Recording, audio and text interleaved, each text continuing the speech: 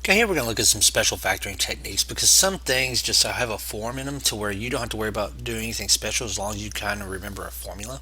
Not really a formula, I say, just kind of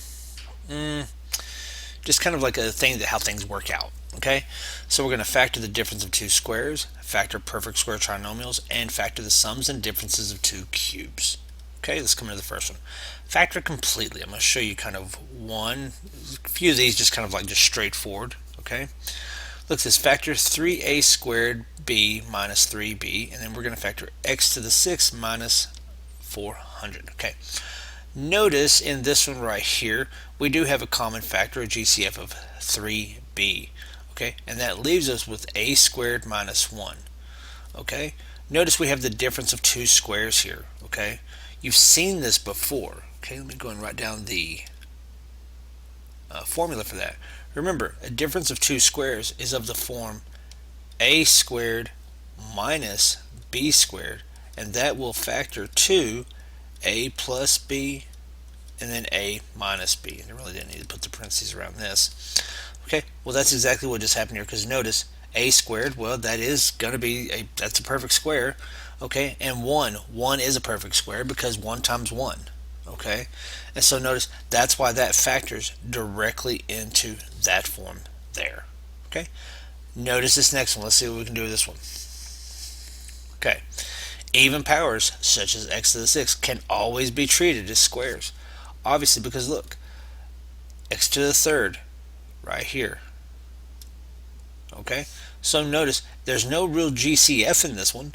Okay, but we can come here and go, well, 400 is a perfect square, so this does flow with the form of a squared minus b squared, and that will equal a plus b and a minus b, which is what we just did.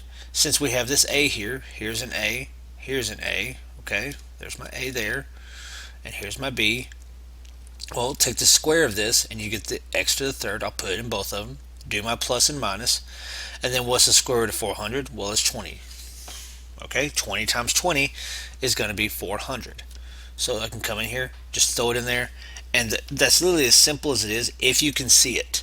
Okay, yeah, it's going to be one of those you just have to kind of look for, because this is going to be a binomial. Okay, so you won't see these in like threes, like a trinomial. Okay, so these are like, if you just see something in power in just a binomial, it's got two terms in it, start looking for it. Sometimes you may need to factor out GCF, like we did with this one here. Factored out the GCF, and then all of a sudden, that's when the difference of two squares, just kind of popped out. Notice though, as it says, always make sure the part that's factored out, you keep it there, because if I decide to fold this back together, I'll still need to put that 3b back in, and so therefore that will be the only way it'll get us back to our original form. So let's come in here. The sum of two squares is an expression of the form x squared plus a squared. Okay, I do the a and b, but still same thing, and is not factorable. Okay, because you can't do plussing. Okay, for example, x squared plus 36 is the sum of two squares and is not factorable, so don't look for sum. Okay, so put no there. Okay, there is no factors with integer coefficients whose product is x squared plus 36. To understand this situation, write x plus 36, x squared plus 0x plus 36. Notice there's no way for us ever to create the 0. Okay, so let's come in here and do some examples here. Notice we've got y squared plus 64. Okay, to factor completely, be sure by looking for the factors. Well, what did it just tell us? Okay, notice right here. Okay, I cannot do this. So this right here is going to be not factorable. Okay, because it's not a difference. Okay, you probably think, I did the cheap way out of this one. No, but still, it's not factorable on this one, because we cannot have a sum. Okay, and there is other ways to see this later on. We're going to find ways to factor guys like this later on, but right now just know that if you see a perfect square a and a perfect square b, or x and b, however you want to put it, okay, it cannot be factored. Okay, let's continue on. Okay, factor completely. Okay, Notice in the solution, in the form x squared minus 2ax plus x squared, where we have x is equal to z and a is equal to 6.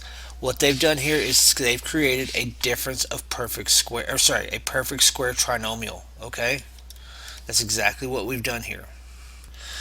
Be forewarned. Okay, you can do the AC method on this one right now, and it's going to turn into this. Okay, what they're saying is, notice how this z is right here.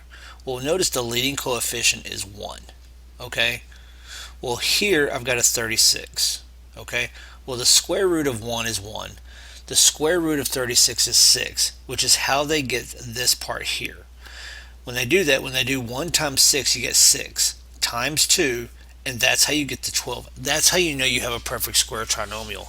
And if you factor this guy, it's going to factor into this. If you did the AC method, it's going to factor into z minus 6 and z minus 6, which is the same thing as z minus 6 squared. Okay, so that's how we're going to want to look at these.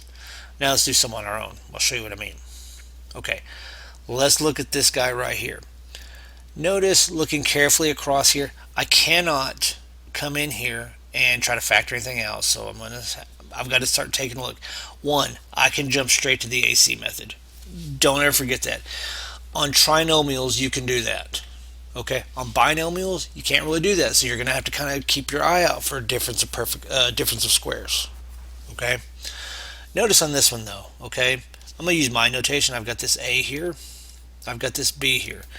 Okay, well, and then I do know that a difference of perfect squares, or a perfect square trinomial, okay, is of the form, okay, a squared, okay, and I'm going to go plus or minus here because you can have a minus here, it doesn't really matter, so I'll go plus or minus 2ab plus b squared, okay, and it's going to factor into a plus or minus b squared. So that means I need to take the square root of this guy here. Well, what's the square root of this? Okay, well, let's look at a square root of 4, okay, is going to be a 2. The square root of y squared is just a y. And then I look at this. Okay, I've got a plus there, so let's go plus. And then I've got this square root of 9 here.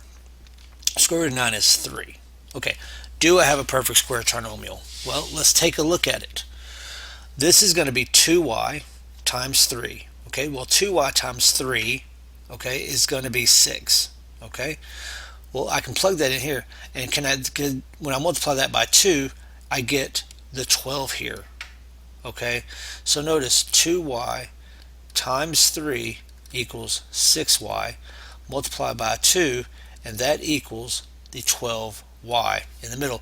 So the factored form of this guy is just that right there. Okay, let's do the same thing again.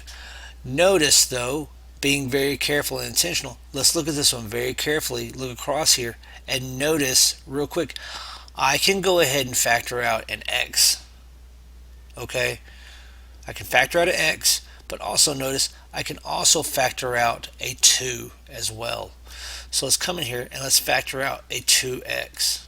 Okay, and then we'll divide everything by this 2x real fast. Okay, well, notice we'll factor out the 2x. Here, everything is, the 2 is going to reduce out. 1x is going to reduce out, leaving with this x squared. Okay, I'm going to keep the subtraction.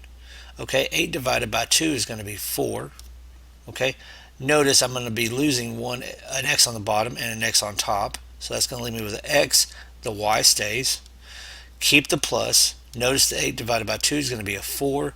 The x is reduced out completely, and I'm left with y squared. Okay, well, let's look at it carefully. Do I have a difference of perfect squares? Well, I've got my a here. Okay, I've got a b here. Well, and I've got a minus here. So can I take the square root of this? Yes, the square root of x squared is just x. Okay, well, what's the square root of this guy? And I've got this subtraction here.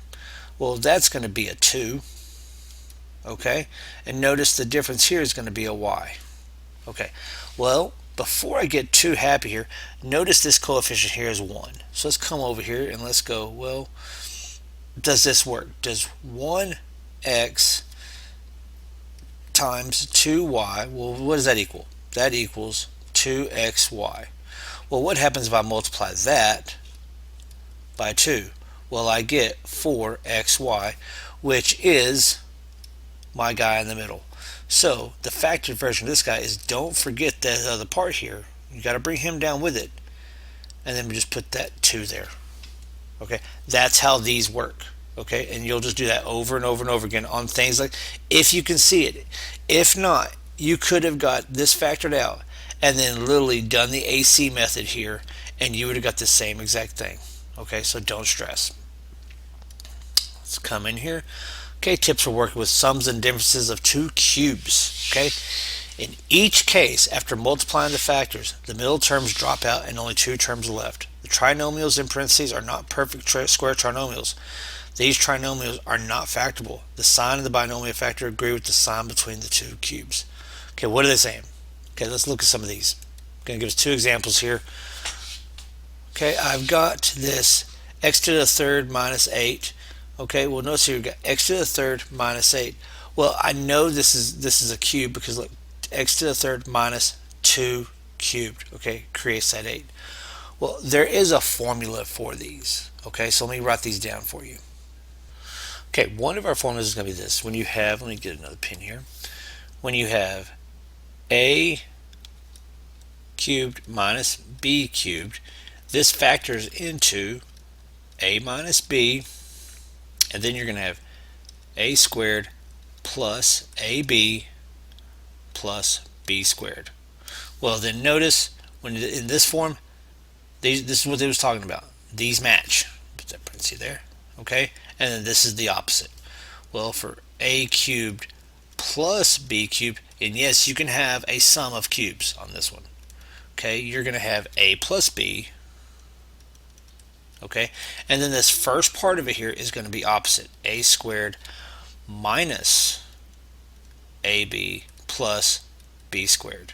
Okay, and what it was saying a while ago is when you factor this guy in here is not a perfect square trinomial. Okay, I don't think it said it, but we'll see.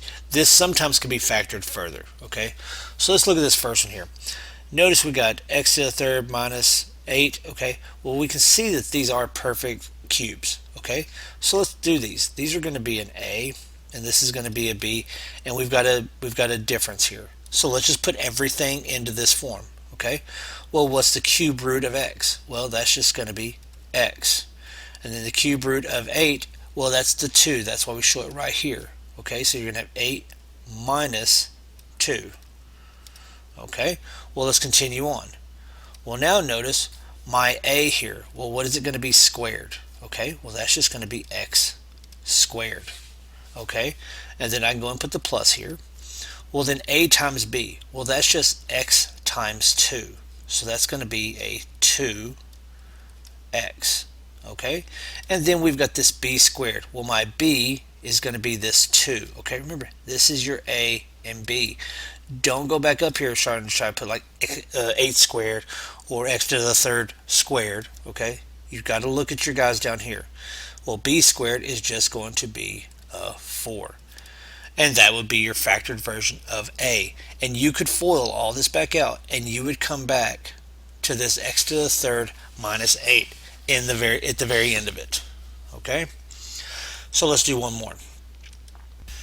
Okay, here we got x to the power 6 plus 64y cubed. Okay, let's remember our formula here. When we're dealing with a plus, okay, we're going to have this as a cubed, okay, plus b cubed. We'll factor into, well, a plus b with a squared minus ab plus b squared. Okay, that's the form we want to get into.